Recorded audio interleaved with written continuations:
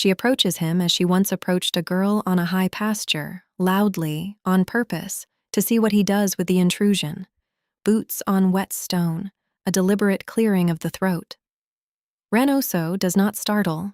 He finishes an exhale that seems to last a small geological age, then turns. His face is not what she expected of a war survivor. No haunting, no edge. Only a deep, level steadiness. "You walk," he says mildly, like someone still being chased.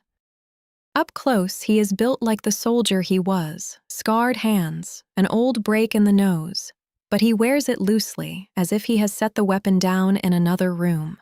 What marks him is not strength. It is the unnerving evenness of him, the sense that nothing in the cave, including her, is happening faster than he can meet it. He is not slow of mind, he is simply never rushed. Mara, who rushes professionally, feels suddenly loud like a clock in a library.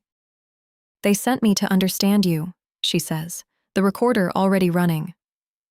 Ren regards the little device without resentment. "People come to watch the trick," he answers. "They want me to stop time in front of them, like a coin behind the ear." He shakes his head once. "I cannot stop anything." He gestures to the cushion beside his. "Sit, if you mean to learn. Watch, if you only mean to write. The two are different, and the difference will be in your report." "How do you do it?" she asks. "The slowing." He considers the question.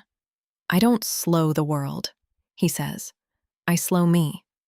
When the body panics, time gets eaten by fear." He breathes out, long, demonstrating.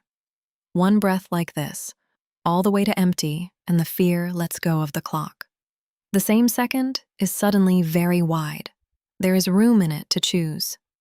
Mara writes it down, not yet knowing it is the truest line in her notebook. "You learned this in the army," she presses.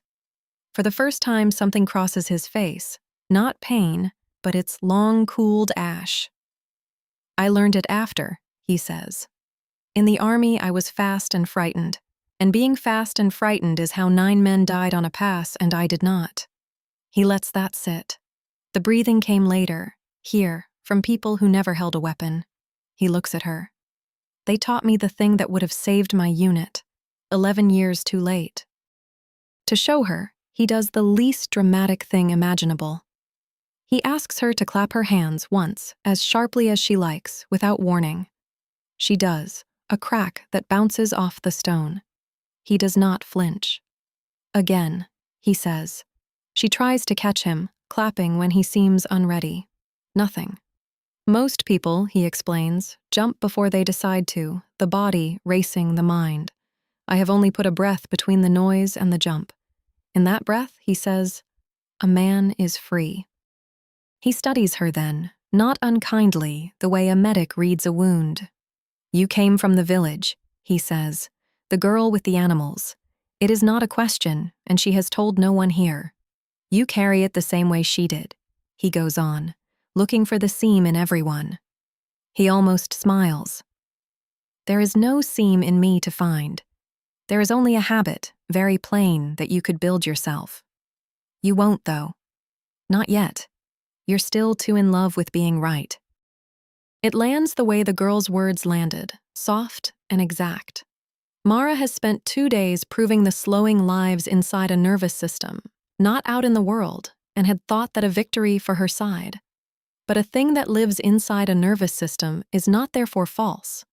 It is, she begins to suspect, simply trainable, like a muscle, like a habit, like grief learning to become something else. The cave is very quiet. Her recorder hisses, capturing nothing but water and her own slow, traitorous breath.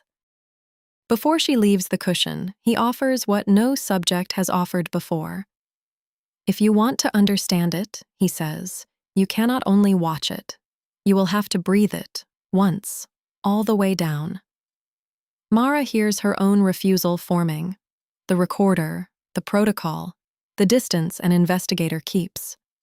And underneath it, faint and unwelcome, the 3 words the last case gave her. "And yet, perhaps." She tells him she will think about it.